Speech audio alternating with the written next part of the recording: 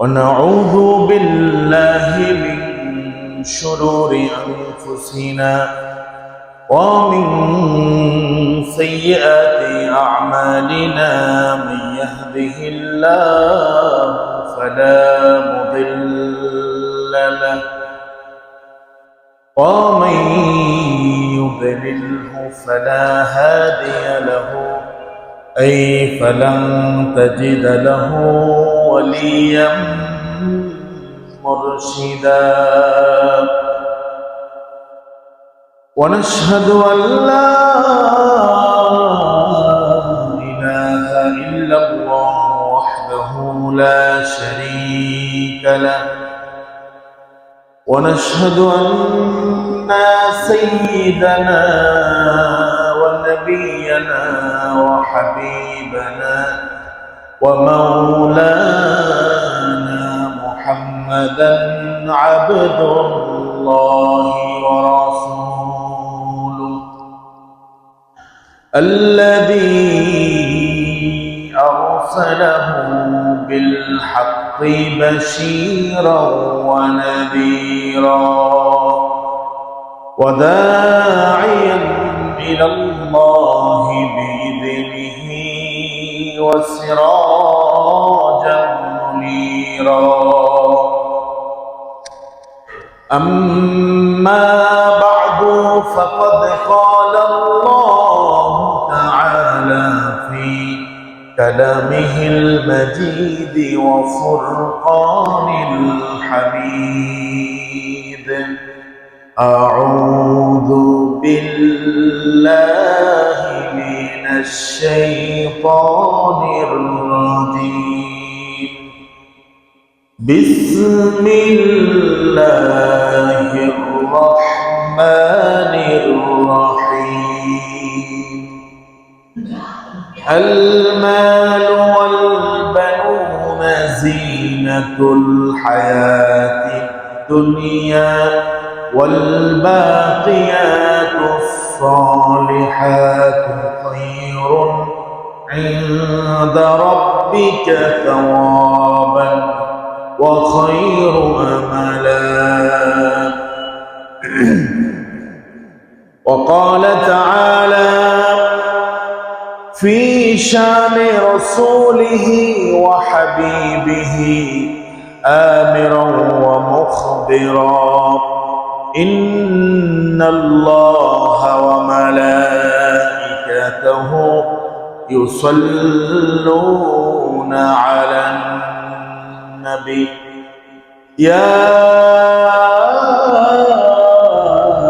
أيها الذين آمنوا صلوا عليه وسلموا تسليما اللهم صل على سيدنا مولانا محمد وعلى آل سيدنا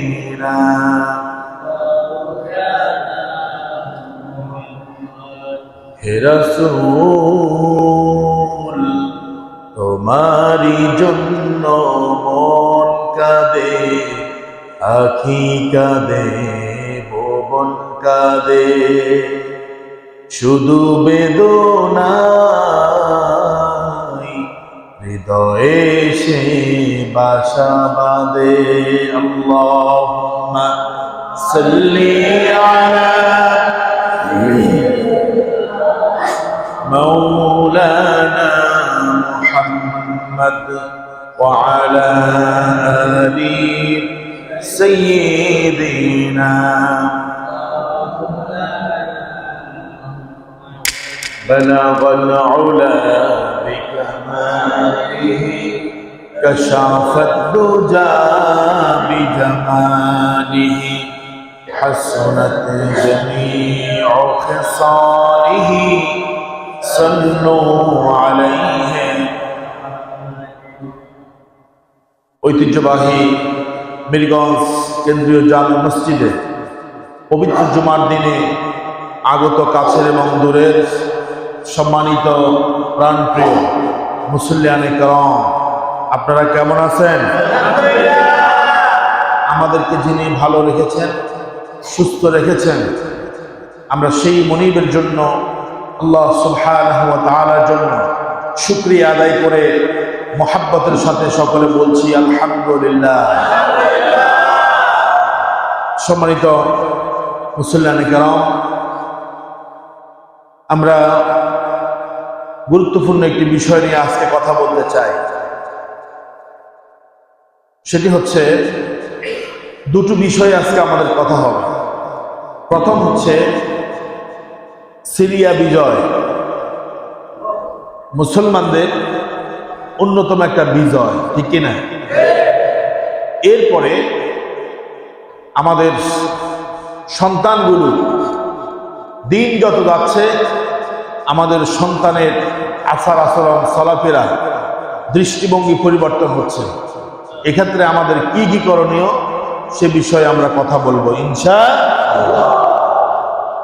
সম্মানিত হাজরিন, প্রিয় মুসল্লিয়ানে কেরাম, আপনারা জানেন গত ডিসেম্বর মাসের 8 তারিখে মুসলমানদের কাঙ্ক্ষিত বিজয় অর্জিত হয়েছে, ঠিক কিনা? যেটাকে হাদিসের ভাষায় শাম বলা হয়, আর আমরা বলি সিরিয়া। এই সিরিয়া দীর্ঘদিন ধরে প্রায় 53 বছর সেখানে মুসলমানরা, ইসলামপন্থীরা নির্যাতিত হয়ে আসছে। সিরিয়ার সাথে আমাদের বাংলাদেশের মিল আছে, ঠিক কিনা?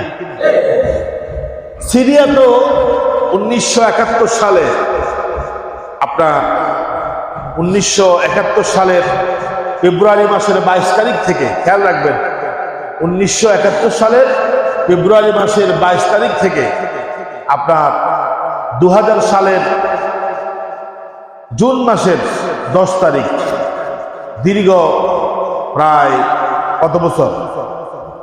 29 বছর। এই 29 বছর যিনি শাসন করেছেন, যিনি সিরিয়াকে জিম্মি করে রেখেছেন, তিনি হচ্ছেন হাফিজ আল আসাদ। তারপরে তার সন্তান, যার নাম হচ্ছে বাশার আল আসাদ। 2000 সালের জুন মাসের 10 তারিখের পর থেকে যিনি ওই সিরিয়ার মুসলমানদেরকে জিম্মি করে রেখেছেন, তার নাম হচ্ছে বাশার আল আসাদ। তিনি প্রায় 2024 সালে এই ডিসেম্বরের 8 তারিখ পর্যন্ত মুসলমানদেরকে জিম্মি করে রেখেছে, এবং তার দেশের জনগণকে সে 2 ভাগ করেছে। এক ভাগ হচ্ছে শিয়া, আরেক ভাগ হচ্ছে সুন্নি। বাশার আল আসাদ তিনি হচ্ছেন শিয়াপন্থী। শিয়াদের মধ্যে কিন্তু আবার ভাগ আছে। শিয়াদের মধ্যে কিছু আছে খুবই ভালো, মোটামুটি ভালো, আবার শিয়াদের মধ্যে এক গ্রুপ আছে, এরা কাফের। এরা কি? তো বাশার আল আসাদ যে, সে হলো মানে শিয়াপন্থীদের মধ্যে যারা উগ্র কাফের, এদের সমর্থক ছিল। এজন্য আপনার সিরিয়ার মধ্যে যারা শিয়াপন্থী ছিল, এদের নিরাপত্তা ছিল। এরা খুব স্বাধীনভাবে, সুন্দরভাবে সিরিয়াতে তারা বসবাস করত, এদের কোনো সমস্যা ছিল না। গবেষণা বলছে সিরিয়ার মুসলমানদের মধ্যে 76% হচ্ছে সুন্নি মুসলমান। আল্লাহু আকবার। বাকিরা হলো শিয়া এবং অন্যান্য জাতি। তাহলে দেখেন, সুন্নি মুসলমানের সংখ্যা হলো 76%, 100 জনের মধ্যে 76 জন। কিন্তু সংখ্যায় বেশি হওয়ার পরেও যেহেতু বাশার আল আসাদ সে ক্ষমতায়, সে রাষ্ট্রপ্রধান, সরকার, সে অল্প সংখ্যাগরিষ্ঠতা নিয়েও, সংখ্যালঘু নিয়েও সে ওই সুন্নি মুসলমানদেরকে জিম্মি করে রেখেছে, তাদের উপরে জুলুম, নির্যাতন, স্টিমরোলার চালিয়েছে। আমরা জুমার মিম্বরে দাঁড়িয়ে আমরা যখন আরবি খুতবা বলি, আপনারা খেয়াল করবেন, আমরা বলি আল্লাহুম্মা নসুর সুরিয়া, আল্লাহ তুমি সুরিয়াকে সাহায্য করো, সুরিয়ার মুসলমানকে হেফাজত করো, সুরিয়ার বিজয় দান করো। ফিলিস্তিনের জন্য আমরা দোয়া করি না? মাজলুমের দোয়া এক সময় কবুল হয়, ঠিক কিনা? আমরা দোয়া করেছি, দোয়া করতে করতে আমরা ক্লান্ত হয়ে গেছি।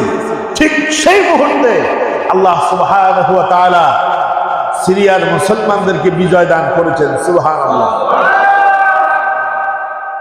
আমাদের দেশে যেরকম একটা মানুষের প্রতিকৃতি, মূর্তি রাস্তার পাশে পাশে তৈরি করা হয়েছিল, ঠিক সিরিয়াতেও বিভিন্ন জায়গায় এরকম মূর্তি তৈরি করা হয়েছে। 5 তারিখে যেরকম মানুষ বাংলাদেশের মূর্তিগুলো ভেঙেছে, ঠিক ডিসেম্বর মাসের 8 তারিখে সিরিয়ার মুসলমানরা বিজয় উল্লাস করে মূর্তির মাথা, নাক, কান ভেঙে দিয়েছে। আল্লাহু আকবার। ইসলাম তো এসেছে মূর্তির বিরুদ্ধে কথা বলার জন্য, ঠিক কিনা? মূর্তি গড়ার জন্য ইসলাম আসে নাই, ঠিক কিনা? এই মূর্তির বিরুদ্ধে কথা বলার কারণে, মূর্তি ভাঙার কারণে সাইয়েদনা ইব্রাহিম, মুসলিম জাতির পিতা ইব্রাহিম আলাইহিস সালামকে নমরুদ আগুনে ফেলেছে। মনে আছে আপনাদের? আমার ভাইরা, আল্লাহ তাআলা এই সিরিয়ার জমিনকে কোরআন আল কারীমের ভিতরে বরকতময় জায়গা বলেছে। অর্থাৎ সিরিয়াটা হলো একটা বরকতময় জায়গা। সুবহানাল্লাহ বলেন। এটা বরকতময় জায়গা, অথচ জালিমরা এটাকে দীর্ঘদিন 1971 সাল থেকে আপনার 2024 সালের ডিসেম্বর মাস পর্যন্ত তারা সিরিয়াকে অবরুদ্ধ করেছে, জিম্মি করেছে। যে আল্লাহ সুবহানাহু ওয়া তাআলা সিরিয়ার নির্যাতিত মাজলুম মুসলমানদেরকে বিজয় দান করেছেন, সে আল্লাহর শুকরিয়া আদায় করে আমরা আবারও বলছি আলহামদুলিল্লাহ। আমার ভাইরা, ইতিহাস বলছে সিরিয়াকে তাদের নিয়ন্ত্রণে নেওয়ার জন্য বাশার আল আসাদ সে 5 লক্ষ নারী, পুরুষ, শিশুকে হত্যা করেছে। নাউজুবিল্লাহ বলেন। এটা আমার বানানো কোনো কথা না, আপনারা একটু পড়বেন, সিরিয়ার ইতিহাস সম্পর্কে পড়বেন।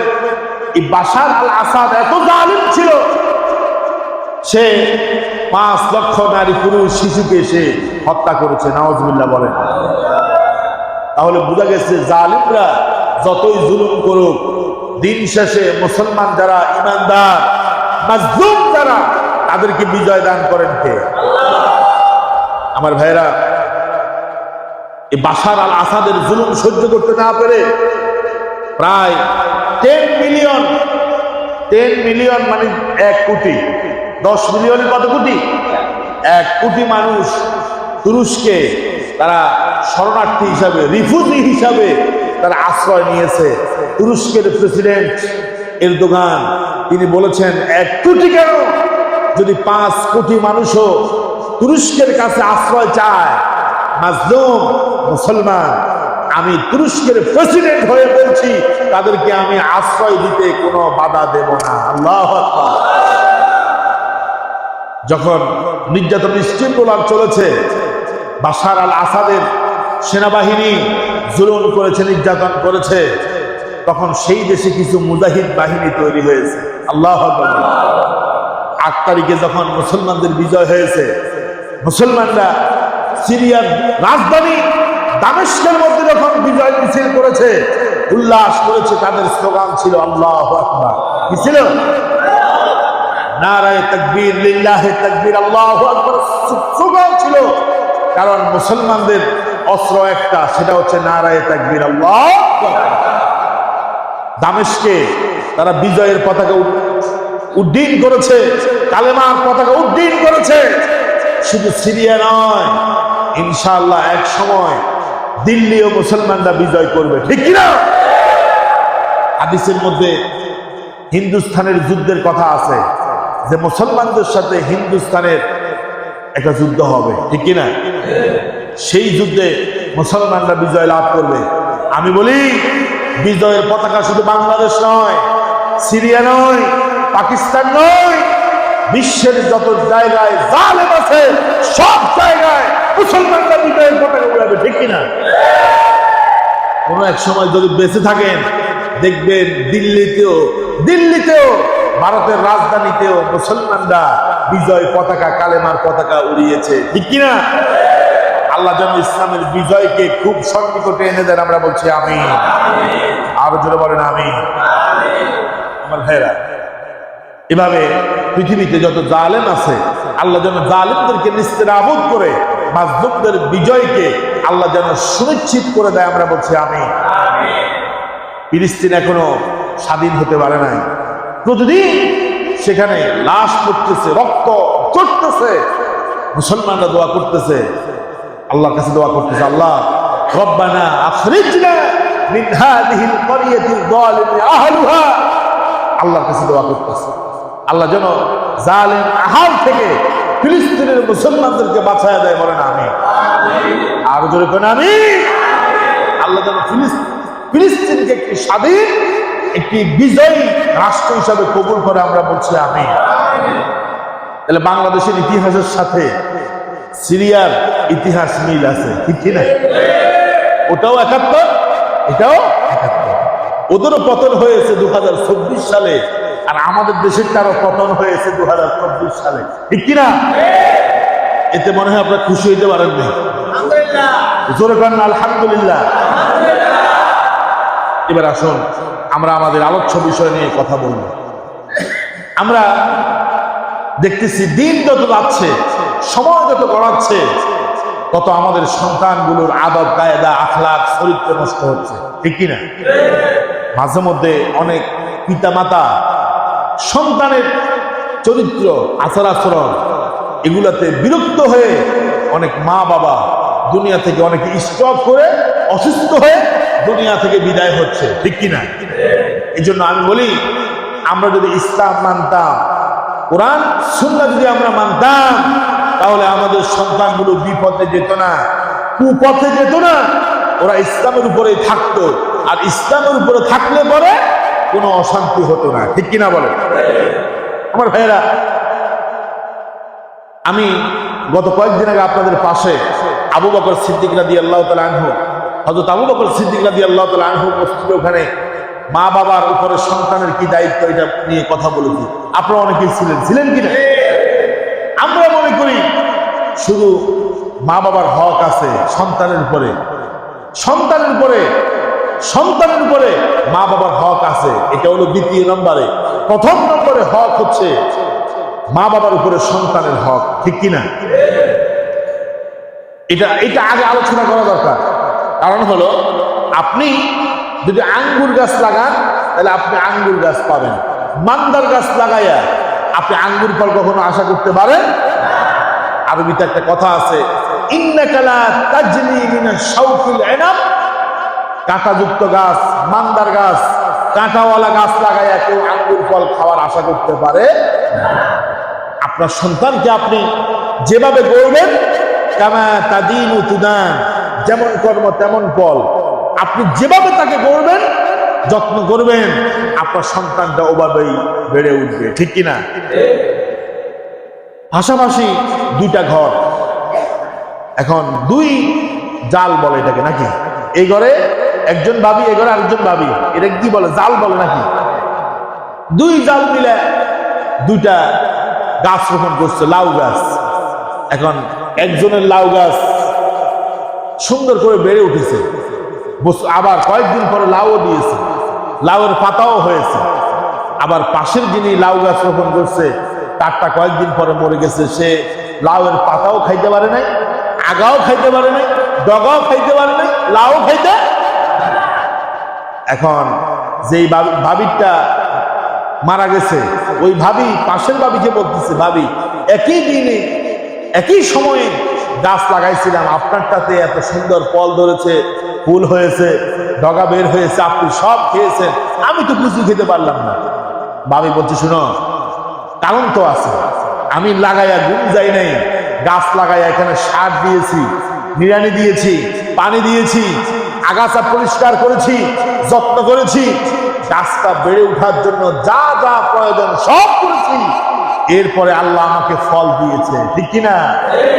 আর তুমি তো গাছ লাগাইয়া গুণ দিয়েছ, টাকাও নাই, আগাছা পরিষ্কার করো নাই, সার দাও নাই, নিড়ানি করো নাই, পানি দাও নাই, কিচ্ছু করো নাই, তো আল্লাহ তো তোমাকে দেয় নাই, কারণ তুমি চেষ্টা করো নাই, ঠিক কিনা? কথা কন না, বুঝেন নাই? ঠিক অনুরূপ ভাবে আপনার পাশের বাড়ির একটা ছেলে আলেম হয়েছে, হাফেজ হয়েছে, খতিব হয়েছে, মসজিদের ইমাম হয়েছে, তার অনেক সম্মান, অনেক সুনাম। আবার আরেকজন ভাইয়ের সন্তানটা মাদক সেবী, ইয়াবাখোর, বাবাখোর, গাঞ্জা, প্রতিদিন সে না খাইলে ঘুম আসে না, গাঞ্জার টাকা না পাইলে বাবা মাকে ফিরে, বাবা মার গায়ে হাত করে। এখন আপনি বলছেন ভাই আপনার সন্তানটা মানুষ হইলো, আমারটা হইলো না। আমি বলি যে ওই ভাই তখন বলবে আমি চেষ্টা করেছি, আর তুমি চেষ্টা, কথা বুঝেন না? আস-সা'য়ু মিন্না ওয়াল ইতমামু মিনাল্লাহ। আমরা চেষ্টা করব, যিনি আমাদেরকে সফল করবেন তিনি কে? আল্লাহ তাবারাকা ওয়া তাআলা কুরআনুল কারীমের সূরা কাহফের ভিতরে বললেন, আল মালু ওয়াল বানুনা যিনাতুল হায়াতিদ দুনিয়া। আল্লাহ রাব্বুল আলামিন সম্পদ এবং সন্তান এই দুইটা জিনিসকে এই পৃথিবীতে মানুষের জন্য সৌন্দর্যের কারণ বানিয়ে দিয়েছেন। সম্পদ না থাকলে পরে মানুষের কোনো দাম নাই, কোনো মর্যাদা নাই, কোনো ইজ্জত নাই। আছে না? আছে? আপনি দেখবেন যার সম্পদ নাই, টাকা পয়সা নাই, ওরে বিয়ের মধ্যেও কেউ দাওয়াত দেয় না, ঠিক কিনা?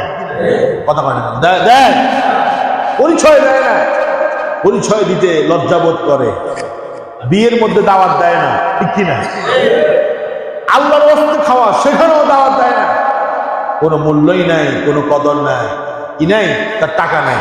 টাকা আছে, সম্মান আছে, এই কথা আমরা বলি না, বলছে কে? আল মালু সম্পদ, ধন সম্পদ, অর্থ সম্পদ, ওয়াল বানুন সন্তান সন্ততি। আল্লাহ পাক বলেন এই দুইটা হলো মর্যাদার কারণ, সম্মানের কারণ। যার সন্তান হয় না, যে মহিলার সন্তান হয় না, ওই মহিলাকে কোনো পুরুষ ঘরে রাখতে, জোর করে না, ঘরে রাখতে। মাঝে মধ্যে এরকম হয়, তালাক দিয়ে দেয়, তাই কিনা? তালাক দিয়ে দেয়। কেন সন্তান হয় না? তাহলে সন্তান এবং সম্পদ, এটা হচ্ছে, এই দুটা হচ্ছে জিনাতুল হায়াতিদ দুনিয়া, দুনিয়ার জীবনের একটা সৌন্দর্য। এই দুইটা না থাকলে মানুষের কোনো সৌন্দর্যই থাকে। আমরা সম্পদ নিয়ে কথা বলবো না। সন্তান এটাও সম্পদ, এটাও কি? আমি তো বলি যার 10 বিঘা জমি আছে ঢাকা শহরে, সে সম্পদশালী নয়। যার সন্তানকে যে মানুষ করতে পেরেছে, মানুষের মতো মানুষ করতে পেরেছে, সে হচ্ছে সম্পদশালী, ঠিক কিনা? কারণ সম্পদ আজ আছে কাল নাই, এই আছে তো এই নাই। কিন্তু সন্তানকে আপনি মানুষ করেন, এই সম্পদ কখনো হারাবে না। সন্তানের পিছনে আপনি অর্থ ব্যয় করেন, এই ইনভেস্ট কখনো আপনার লস হবে না। আপনি দোকান দিয়েছেন, সেখানে 5 লক্ষ 10 লক্ষ টাকা ইনভেস্ট করেছেন, হতে পারে দোকান পুড়ে গেছে, অথবা দোকান লুটপাট হয়ে গেছে, চুরি হয়ে গেছে, আপনার মূলধন ক্যাপিটাল শেষ হয়ে গেছে। কিন্তু সন্তানের জন্য আপনি খরচ করেন, ইনভেস্ট করেন, আপনার পুরোটাই কাজে লাগবে, ঠিক কিনা? আমার ভাইরা, সন্তানের প্রতি আমাদের কিছু দায়ী দায়িত্ব আছে নাকি নাই? প্রথম দায়িত্ব, আপনি যদি বিয়ে না করেন, বিয়ের আগ থেকেই আপনার পরিকল্পনা থাকতে হবে। অনেকে আছে বিয়ের পরে পরিকল্পনা করে না, পরিকল্পনা হতে হবে বিয়ের আগে। বলেন কিসের আগে? সুন্দরী দেখছে, বিয়ে করে ফেলছে, সম্পদ দেখছে, বিয়ে করে ফেলছে, বংশ ভালো, জমিদার বংশ, বিয়ে করে ফেলছে না। আল্লাহ নবী বললেন, আবু হুরায়রা রাদিয়াল্লাহু তাআলা আনহু থেকে হাদিস এসেছে, আল্লাহ রাসূল বলেন, তুনকাহুল মারআতু লিআরবাঈন। সমাজের মধ্যে মানুষ 4টা জিনিস দেখে বিয়ে করে। কয়টা? সবাই কোন না, কয়টা? তুনকাহুল মারআতু লিআরবাঈন, 4টা জিনিস দেখে মানুষ বিয়ে করে, 4টা জিনিস দেখে বিবাহ করা হয়। 1 নম্বরে আল্লাহ রাসূল বলেন, লিমালিহা, নারীর সম্পদ দেখে মানুষ নারীকে বিয়ে করে। 2 নম্বরে হলো ওয়ালি হাসাবিহা, নারীর বংশ মর্যাদা দেখে মানুষ বিয়ে করে। 3 নম্বরে হলো ওয়ালি জামালিহা, নারীর সৌন্দর্য দেখে, রূপ দেখে মানুষ বিয়ে করে। এরপর রাসূল বলেন ওয়ালিদিনহা, দিনদারিত্ব দেখে মানুষ বিয়ে করে। কয়টা জিনিস? এক নম্বরে কি? মাল। এক নম্বরে কি? মাল না থাকলে যত সুন্দরী হোক দাম নাই, ঠিক কিনা? এই জন্য রাসূল কিন্তু আগে মালের কথা বলছে, ঠিক কিনা? আগে সৌন্দর্যের কথা বলে নাই, আগে বলছে সম্পদ দেখে মানুষ বিয়ে করে। নাম্বার 2 বংশ দেখে, নাম্বার 3 সৌন্দর্য দেখে, 4 নম্বরে দেখে দিনদারিত্ব আসেনি, থাকলেও চলবো না থাকলেও চলবো, ঠিক কিনা? রাসূল বলেন শোনো, 3টা দেখে তুমি বেহুশ হয়ে যাও না। ফাসবার বিজাতিদ দ্বীন, এই 4টার মধ্যে সব চাইতে বেশি গুরুত্ব যেটাকে দিবা সেটা হলো দিনদারিত্ব। আল্লাহু আকবার।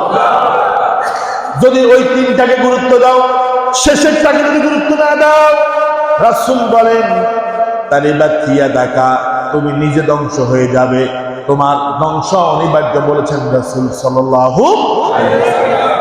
আমরা মনে করি সম্পদ আছে, সম্মান আছে, বংশমর্যাদা আছে, বিয়ে করতে অসুবিধা কি? দিনদারিত্ব আছে না নাই এটা খোঁজ করা হয় না। আমরা শুনেছি, আমাদের বাপ দাদা থেকে শুনেছি যে আগের যুগে মেয়ে দেখতে গেলে মেয়ে কোরআন শরীফ পড়তে পারে কিনা, নামাজ জানে কিনা, আদব কায়দা ভালো আছে কিনা, চরিত্র ঠিক আছে কিনা, এগুলা দেখতো। এখন আর কিন্তু এগুলা দেখে না, ঠিক কিনা? এখন দেখেই না। আর মুরব্বীদেরকে ফোলাফাইন তো ফাত্তাই দেয় না। আমরা যেখানে আছি মুরব্বীরা কিসের?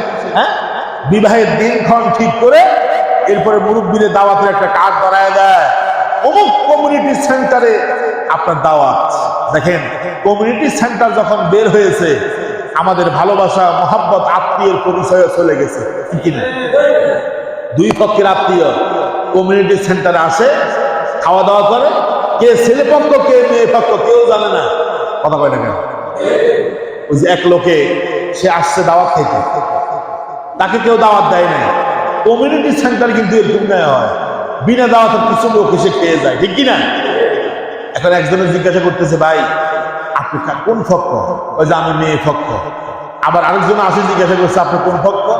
আমি ছেলে পক্ষ। এবার আরেকজন জিজ্ঞাসা করছে, আপনি কোন পক্ষ? আমি উভয় পক্ষ। কথা বুঝেন না? কথা বুঝেন নেই? এইভাবে চলতেছে। মানে মানে আত্মীয় স্বজন, কে চাচা, কে মেয়ের খালু, কে ছেলের বাবা, কোনো পরিচয় না। এই আত্মীয় ওই আত্মীয়ের বাড়ি চিনে না, আপনার কাকে কোন জায়গায় বিয়ে করাইছে কেউ চিনে না। এরকম আছে কিনা? এই জন্য আমি বলি কমিউনিটি সেন্টার এটাকে আমি রহমত বলবো না, বরং এটাকে আমি আযাব বলবো। কারণ কমিউনিটি সেন্টার বের হওয়ার পরে আত্মীয় স্বজনের মধ্যে ভালোবাসা কমে গেছে, পদ পরিচয় কমে গেছে, কেউ কারে এখন আর চিনে না। এসে দাওয়াত খেয়ে 2000 টাকা দিয়া উনি তারপরে চলে যায়। হোটেলে খাইলে যেরকম 2000 টাকা ফিস দিয়া খায়া চলে যায়, আমাদের বিয়েগুলো এখন এরকম হয়ে গেছে, ঠিক কিনা বলে? রাসূল বলছে তুমি ভবিষ্যৎ প্রজন্ম কিরকম হবে এটা নির্ভর করবে তোমার বিবাহের উপরে। তুমি যদি একটা সুন্দর দেখে বিয়ে করো, দিনদারিত্ব কিচ্ছু নাই, তাহলে তুমি ভবিষ্যৎ প্রজন্ম ভালো আশা করতে পারো। দেখেন, এই যে আমাদের শহীদ ভাই এখানে বীজ বিক্রি করে, আরো অনেকে আছে, ওনাকে চিনি জন্য বলতেছি। আবার ওনার বাড়িতে আজকে দাওয়াতও আছে। এখন আপনি বীজ কিনতে গেছেন, যাইয়া বলেন ভাই বীজ কোনটা ভালো সেটা দেন, বলেন কি? আর জোর করেন না, বলেন কি না? বীজ কোনটা ভালো সেটা দেন। কারণ আপনি জানেন বীজ যদি ভালো হয় তাহলে ফসল ভালো হবে, আর বীজ যদি নষ্ট হয় ফসলও কি নষ্ট হবে। তো এটা বুঝেন, ওটা বুঝেন না কেন? আপনার স্ত্রী যে আপনার ভবিষ্যৎ সন্তানের মা হবে, তার পেটকে আল্লাহ তাআলা একটা ফ্যাক্টরি বানাইছে। ফ্যাক্টরি বুঝেন? কারখানা। কারখানাতে আপনি যেই ডিজাইন দিবেন সেই ডিজাইনের জিনিস বের হবে। এই যে আপনাদের টাঙ্কি আছে, আপনাদের ওয়াশরুমের উপরে, বাড়িতে ঘরে ছাদের মধ্যে টাঙ্কি আছে না? টাঙ্কির পানি যদি খারাপ হয়, টেপের মধ্যে পানি কি ভালো আসবে? যেরকম আসবে? আসবে না। কেন? এখানে কি টেপের দোষ নাকি টাঙ্কির দোষ? টাঙ্কির মধ্যে ময়লাযুক্ত পানি, এই জন্য আপনার টেপের মধ্যে ময়লাযুক্ত পানি এসেছে। আপনি যদি বলেন যে ময়লা পানি আসলো কেন, টাঙ্কিরে আপনি গালিগালাজ করেন, মনে হয় ভালো পানি আসবে? আসবে না। এই জন্য বিয়ে করার পূর্বেই আপনি নিজেও ভালো হতে হবে। আমাদের দেশে একটা সমস্যা আছে, নিজে হইল 14 নম্বর, বিয়ে করতে চায় রাবেয়া বসরিরে, ঠিক কিনা কর? মাঝে মধ্যে অনেকে তো হুজুর আমার একটা ছেলে আছে, ভালো একটা মেয়ে দেখেন, সব সময় অনেকেই বলে। আমি বলি আপনার ছেলেটা কি করে? ছেলের পরিচয় শোনার পরে ওনার ছেলের জন্য মেয়ে দেখার স্বাদ নিতে যায়, ঠিক কিনা? আপনার ছেলের জন্য ভালো একটা মেয়ে দেখতাম, তা আপনার ছেলেই তো ঠিক নেই। ছেলেও ঠিক হতে হবে, মেয়েও ঠিক হতে হবে। তাহলে উভয় জনের এই দাম্পত্য জীবনে যিনি বরকত দান করবেন তিনি কে? আল্লাহ রাসূল যখন একজন নারী এবং পুরুষের মধ্যে বিবাহ বন্ধনে আবদ্ধ করতেন, তখন রাসূল বলতেন বারাকাল্লাহু লাকুমা ওয়া বারাকা আলাইকুমা ওয়া জামউ বাইনাকুমা ফি খাইর। আল্লাহ রাসূল দুজনের জন্য দোয়া করতেন যাতে করে দুইজন থেকে আল্লাহ তাআলা ভালো কিছু দান করেন। সুবহানাল্লাহ বলেন। আমার সম্মানিত ভাইয়েরা, আব্দুল্লাহ ইবনে আমর ইবনে আস রাদিয়াল্লাহু তাআলা আনহু থেকে বর্ণিত, তিনি বলেন আন্না রাসূলুল্লাহ সাল্লাল্লাহু আলাইহি ওয়াসাল্লাম قال, আল্লাহ রাসূল বলেছেন আদ-দুনিয়া কুল্লুহা মাতাউন ওয়া খায়রু মাতা'id দুনিয়া আল-মারআতুস সালিহা। এই পৃথিবীর মধ্যে নারী হচ্ছে যত উপভোগের জিনিস আছে, সম্পদ, সব সম্পদের চাইতে উত্তম সম্পদ হলো একজন নারী। কোন নারী? আল-মারআতুস সালিহা। এই পৃথিবীতে আপনি বলবেন যে এটা আমার কাছে উপভোগ্য, এটা আমার কাছে উপভোগ্য না। রাসূল বলছেন সাল্লাল্লাহু আলাইহি ওয়াসাল্লাম যে এই পৃথিবীর মধ্যে যত উপভোগ্য সম্পদ আছে, দামি জিনিস আছে, সবচাইতে উত্তম উপভোগ্য জিনিস হচ্ছে একজন নেককার নারী। সুবহানাল্লাহ। আপনি বিয়ে করেছেন একজন নেককার মহিলাকে, দেখতে সুন্দর নাই, অথবা তার বংশ মর্যাদা নাই, অথবা তার কি নাই, মানে আপনি কিচ্ছু পান নাই, শুধু দিনদারিত্ব পেয়েছেন। আমি তো বলি আপনি সম্পদ পেয়েছেন, মর্যাদাও আপনি পেয়েছেন, সব পেয়েছেন, ঠিক কিনা বলেন আমার ভাইয়েরা? তাইলে একজন সন্তান তখনই ভালো হবে যখন একজন পিতা তাকে সুন্দরী নয়, বংশ মর্যাদাপূর্ণ নয়, একজন নেককার মা ওই সন্তানকে উপহার দিতে পারবে, তখনই সন্তানটা ভালো হবে, ঠিক কিনা বলেন? আরেকটা আছে হাদিসের মধ্যে, রাসূল বলছে সন্তানকে যদি নেককার বানাতে হয়, ভালো বানাতে হয়, আদবওয়ালা বানাতে হয়, স্বামী স্ত্রী যখন তোমরা একান্তে মিলিত হবে, তখন শয়তানের কাছে তোমরা জিম্মি থাকো। একান্তে যখন তোমরা মিলিত হবে, তখন তোমরা আল্লাহর কাছে শয়তান থেকে পানা চাইবা, কারণ তোমাদের এই অন্তরঙ্গ মিলনের মধ্যে শয়তান, দুশ্চরিত্র শয়তান, সে এই জায়গার মধ্যে কিছু কুমন্ত্রণা দেয় যাতে করে তোমাদের নবাগত আগত সন্তানটা সে ওই শয়তানের ওয়াসওয়াসা নিয়ে দুনিয়াতে আসে। এই জন্য দুনিয়াতে আসার পরে শয়তান কি ইন্টারন্যাশনাল, শয়তানের চাইতে তোমার সন্তানটা খারাপ হয়, ঠিক না? এখন এখানে যদি আমি বলি যে কয়জন একটু এই দোয়াটা পড়েন, বলবেন যে হুজুর দোয়া পড়ার টাইম আছে? আল্লাহ রাসূল বললেন যখন তোমরা বিবির সাথে একান্তভাবে মিলিত হবে, তখন তোমরা আল্লাহর নাম নিবে, কারণ আল্লাহর নাম ছাড়া কোনো কিছুতে বরকত হয় না, পরিপূর্ণ। রাসূল বলেন তোমরা বলবে বিসমিল্লাহি আল্লাহুম্মা জান্নিবনাশ শাইতান ওয়া জান্নিবিশ শাইতানা মা রাযাকতানা। আল্লাহ তোমার নামে আমরা আরম্ভ করছি, আর আমাদেরকে শয়তান থেকে তুমি মুক্ত করো, শয়তান থেকে বাঁচায় দাও। ওয়া জান্নিবিশ শাইতানা মা রাযাকতানা, আর আমাদের সন্তান মিলনের কারণে যে সন্তান পৃথিবীতে আসবে, এই সন্তানকে তুমি শয়তান থেকে তুমি বিরত রাখবা, দূরে রাখবা। আল্লাহু আকবার। তাহলে নেককার স্ত্রী আপনি বিয়ে করলেন, এরপরে আল্লাহর নাম নিয়ে আপনি সন্তান প্রক্রিয়ার যে বিষয়টি, আপনি সেটা কার নামে শুরু করছেন?